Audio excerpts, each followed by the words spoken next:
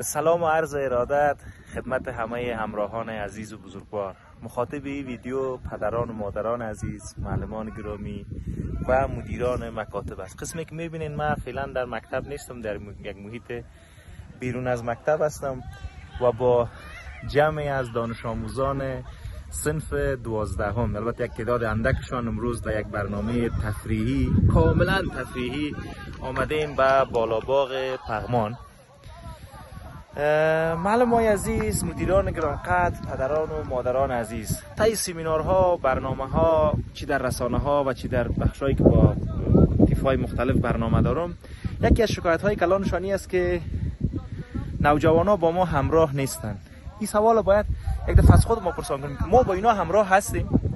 ما اینا رو میشناسیم؟ ما میفهمیم که اینا چه نوع رفتاری را دوست دارن؟ یاد ما باشه ما به عنوان مسئولان مکاتب، پدران، مادران، تا خود ما بر نوجوانان قابل قبول نباشیم دیگه امر ما، هدایت ما، دستور ما، نزاکت های ما قابل قبول نیست. تجربه 15 ساله من نشان میده که اینا تشنه محبت هستند، تشنه دیده شدن هستند، تشنه احساس تعلق هستند، تشنه از این هستند که یک کسی باشه که حرف از اینا رو بشنوه. اگر ما صمیمانه، همدلانه و دوستانه حرفای از اینا رو بشنویم، با بودن با اینا لذت میبریم، در کنار اینا قرار گرفتن با ایشان لذت میبریم. شما نیستین ببینین که اینا چقدر عزیز هستن، چقدر دوست داشتنی هستن، چقدر حرف شنو هستن و چقدر نزاکت های رفتاری، گفتاری را مراعات میکنن و چقدر تلاش میکنن چی در محیط مکتب، چی در یک محیط بازی که فعلا اینجا هستن، قسمی رفتار کنن که ما ازشان ناراحت و ناراض نباشیم. نه به عنوان از این که خدای نکرده تهدیدی است، به عنوان از این که به این احساس رسیدن که احترام گرفتنی نیست، دادنی است. یعنی اینا احترام شدن، اگر احترام نشن قطعا ما نمیتونیم بر دلهای اینا حکومت بکنیم. پس به عنوان پدر، مادر و مسئولان مکاتب در برخورد ما با نوجوانا یک فکر متفاوت بکنیم، یک نگاه متفاوت داشته باشیم.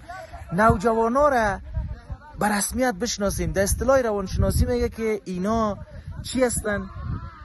گم و گیج هستن، lost and confused هستن میگن. پس اینا خودشون هم نمیفهمن که کی هستن. چرا ما بر از اینا ستم میکنیم؟ چرا ما اینا را اذیت میکنیم؟ چرا ما اینا را آزار میدیم؟ بیاین که در محیط مکتب های ما، بیاین که در محیط خانه های ما با اینا رفیق شویم، دوست شویم. ببین انرژی را، ببین حرکت ها را، ببین فکرها را، ببین اندیشه ها را.